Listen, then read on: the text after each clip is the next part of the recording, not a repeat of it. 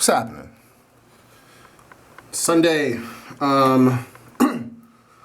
excuse me, Sunday, August 10th. I don't know why. Yeah, I know exactly why. I'm very tired right now. I was at the coffee shop earlier today, and I had some coffee, and the caffeine has worn off, and I am pretty tired. Today's got 3 days growth. So today, this shave is going to be a very friendly Redditor. Gave me a few things, sent me a few things, I should say. So I'm going to be using them. First up is P160. Now, this is not the RazoRock P160. This is actually like the real deal, old school Italian P160, tipo morbido, which is the same P160 that is being sold by Joe on RazoRock for $10,000 for that 1 kilogram brick. That's kind of like a, I don't want to say a novelty price, but the money collected from that sale is actually going to go towards a charity, so it's not like he's trying to super gouge anybody or whatever. But anyway, so yes, real deal P160. I'm looking forward to this. I've never used this before. I've always wanted to check it out, and I never figured I would, but thanks to Redditor Acme Anvils, he hooked it up. Thanks, man. Really cool of you. So, wow, this stuff loads incredibly easy.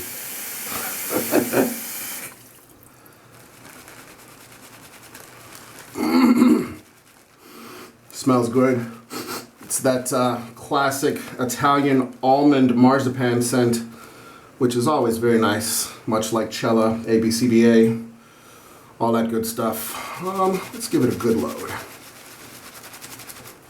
Also, I'm going to be using today is the Kent BK8.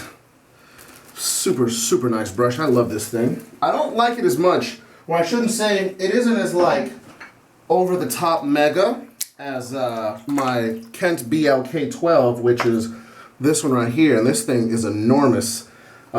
Just to give you an idea of how enormous it is, here is a comparison. This thing is enormous. It's monstrous, but it's wonderful. I love it. Absolutely love it. This is actually, that was the very first high-end brush that I ever bought, actually. So,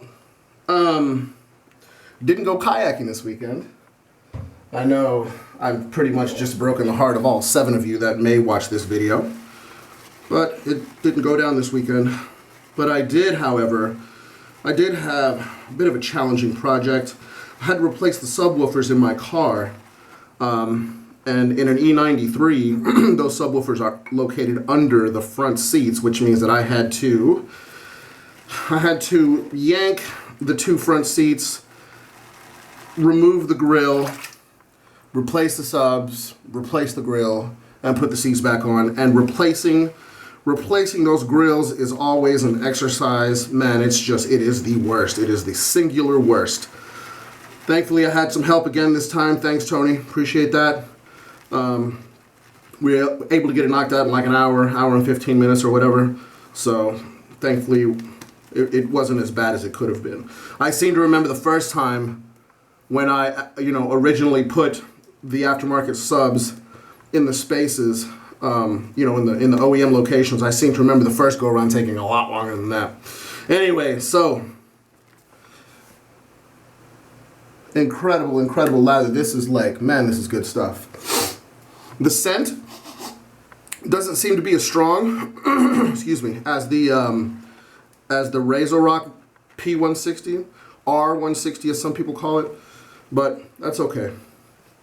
Because it's not like, even if, if something tells me I may get addicted to this stuff, but, hopefully I won't, because it's not really the most available soap out there. So, here we go.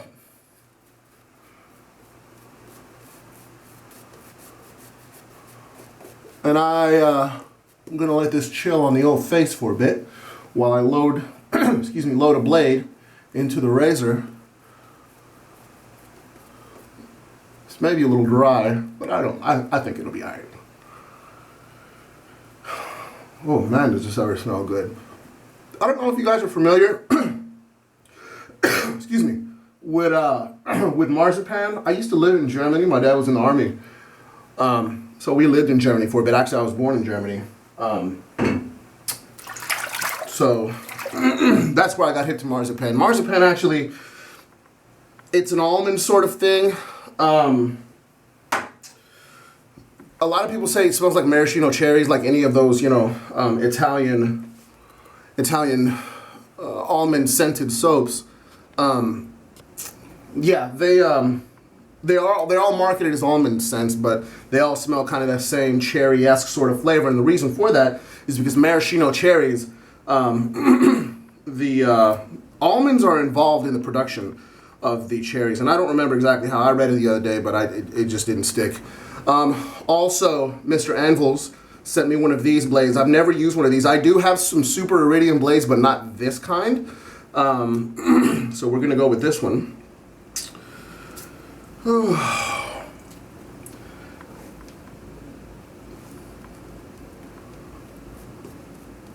This is very thick lather. I wonder if it seems to be a little bit thicker than the RazorRock P160 that I'm used to using. And the RazorRock P160 that I'm used to using is the most recent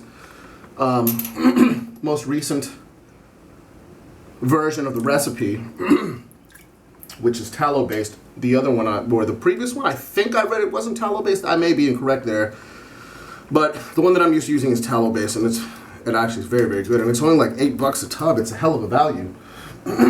Loading above the tie. I'm going to be going with the and I don't know, for some reason, like, you know, these blades, I should say. They have the wax dots on them, like most of the Russian blades do. Excuse me, shit. So I just always, the wax dots, I always put them up.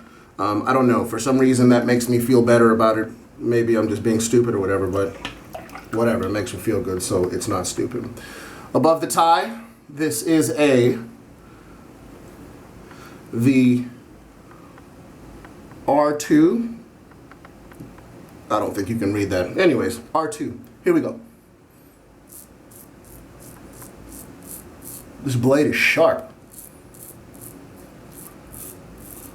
Seems that it's sharper, excuse me, than the current day super iridiums, or maybe I'm just tripping.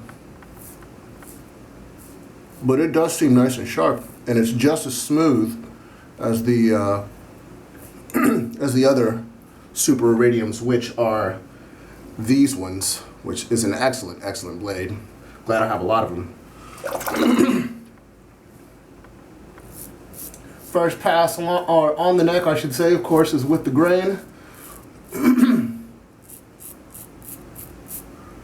These things are nice. These blades are good. I think this feels like a different blade than the other Paul Silvers. Man, this is nice.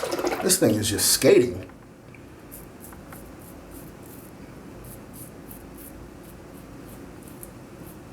All right. There's that first pass out of the way. So, last weekend, when I was at Crema on Sunday, before I went to go pick up little buddy,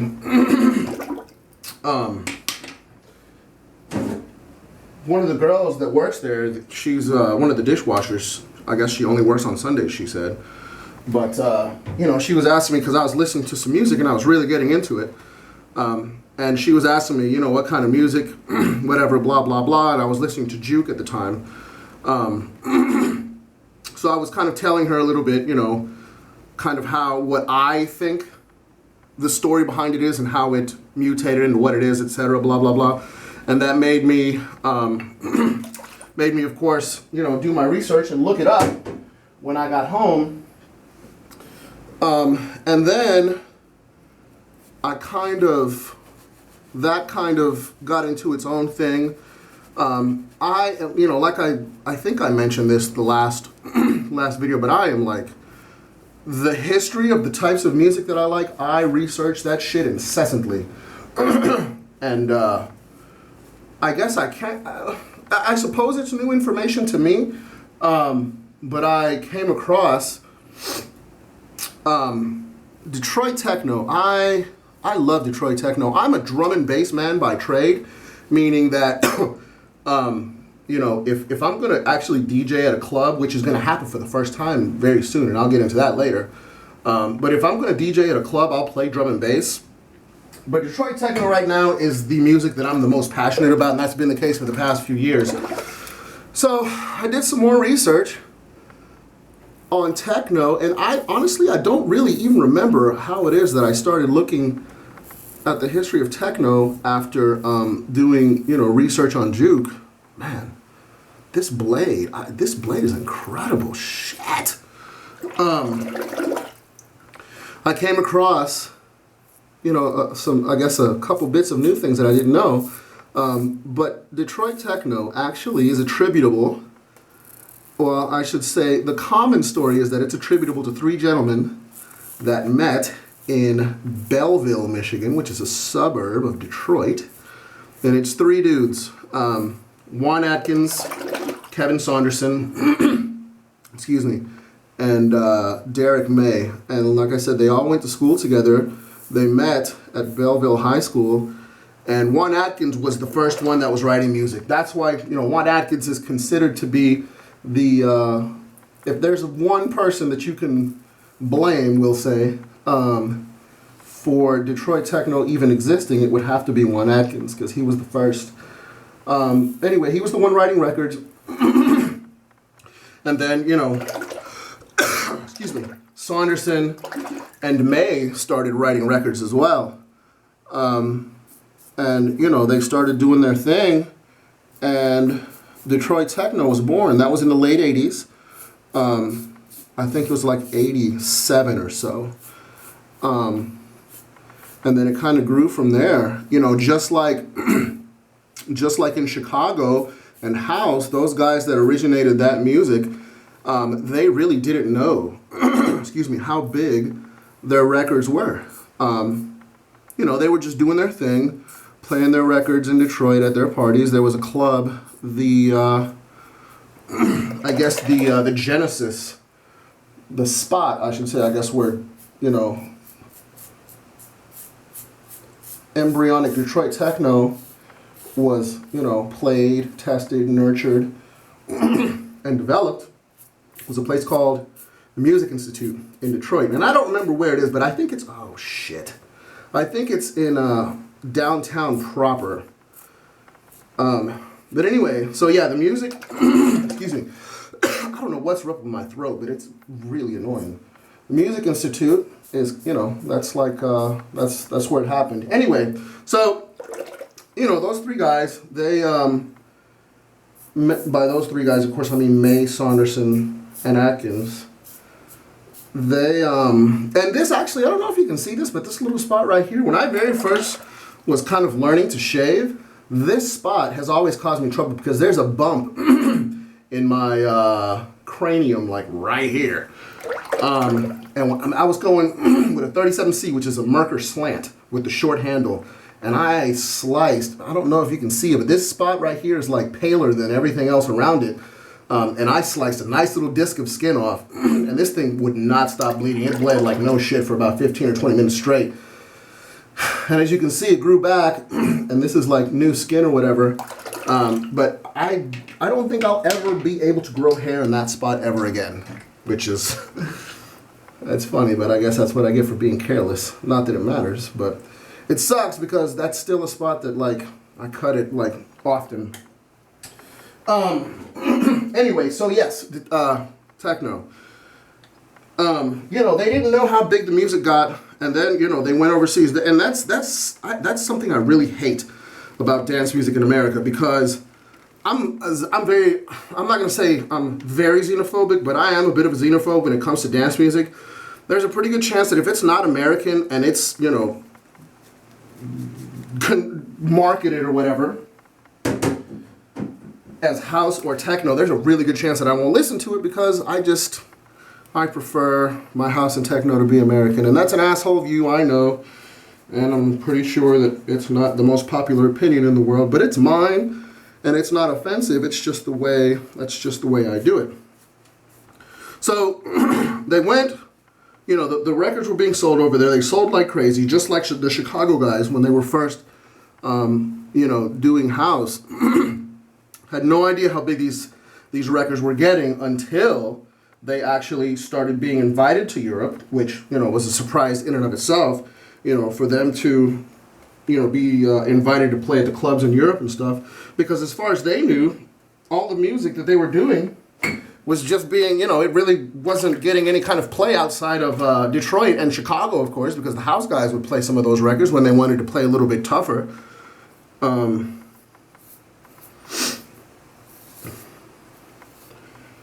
So yeah, all three of those guys, you know, they were releasing records and stuff. All three of them had record labels. Juan Atkins, again, you know, like, I guess the original originator. Well, actually, no, he does have they all have their own little nicknames. Derek May, or excuse me, Juan Atkins is the originator. Derek May is the innovator. And Kevin Saunderson is the elevator. Innovator of techno, elevator of techno, and originator of techno. And they all had their labels. And they were all three actually at one point, were right next to each other in 3 adjoining spaces on Cass Avenue in Detroit. That was called Techno Boulevard for a little bit when all 3 of them were open. And if you're familiar with Detroit, it's very close to the Eastern Market area. The only one that's still there is Derek May with Transmat Recordings. And he actually lives in that space. He's got some artwork on the outside of the building with like his record label and stuff. It's actually really cool. Sometimes it changes up. I've seen a couple of different things, you know, the artwork on his place. But yeah, so Techno Boulevard, all 3 of them had their labels. They were all open, you know, operating concurrently. And, you know, these records that they were all releasing, they were sent over to Europe on the strength of those records to like play in the clubs. And I guess just, you know, the Europeans, they've always been fascinated by what black kids in the inner city are doing. Hip hop, house, techno, I mean, electro, they eat it up. So they all went over there, and I did mention electro because electro is from Detroit as well. And if you're not familiar with electro, there's a Missy Elliott record called Music Makes Me Lose Control, something like that. That beat, which you probably like, is, I mean, that's not even a sample. That's just a straight lift of a tune called Clear by Juan Atkins, which is an early electro record, which also can be considered an early techno record. Yeah, and that record, you know,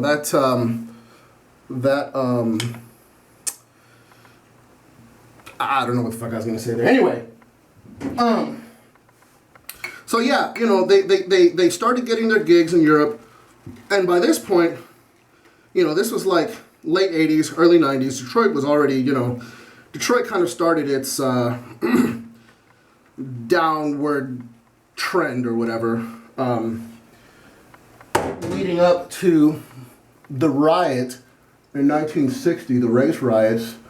So, you know, Detroit was already on the decline or whatever at that point, and that decline actually started becoming a source of inspiration for a lot of these guys. Because one thing about Detroit techno, and Detroit techno, I guess, in the strictest sense of the term, is a dead music. Because Detroit techno, actually, and this is an editorial, this is my opinion here, Detroit techno is more the way the record feels than, you know, the types of sounds used or any of the other, you know, differentiating things that make, you know, record A this type of music, whereas record B is this other type of music. A lot of it is kind of, I personally think it's uplifting. It's beautiful.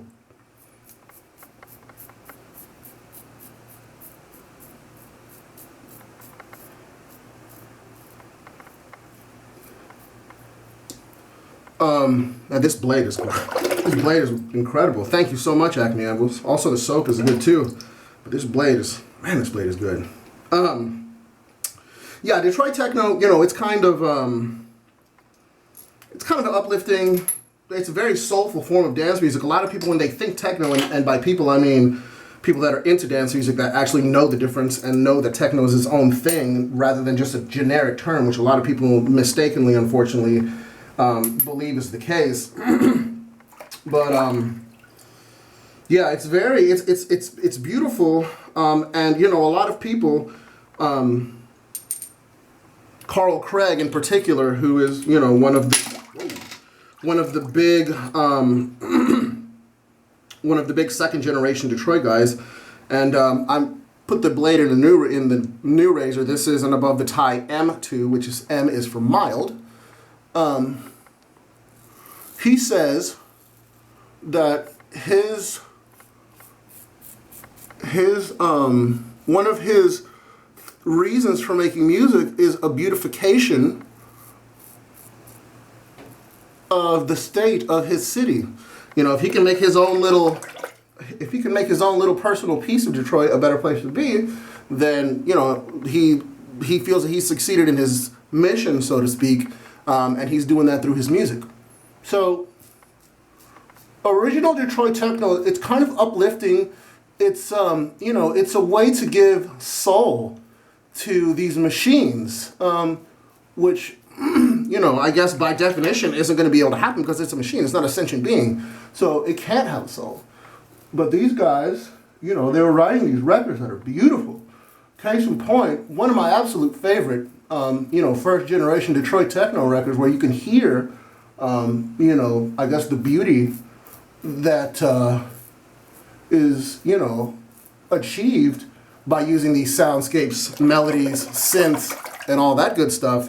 It's a tune by Derek May under the name Rhythm is Rhythm, and it's called It Is What It Is, and it's one of my absolute favorites. I love that tune. Nude Photo is a really good one as well. Again, by Derek May under the name Rhythm is Rhythm. He also wrote a tune which is big called Strings of Life. You should look all these. Actually, I think I'll probably just link to them in the description of the video or whatever.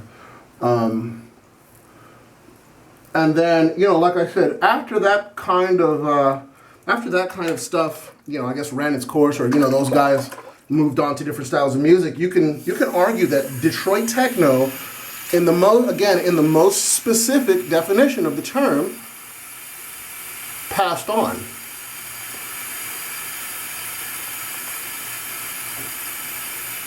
And then, you know, some guys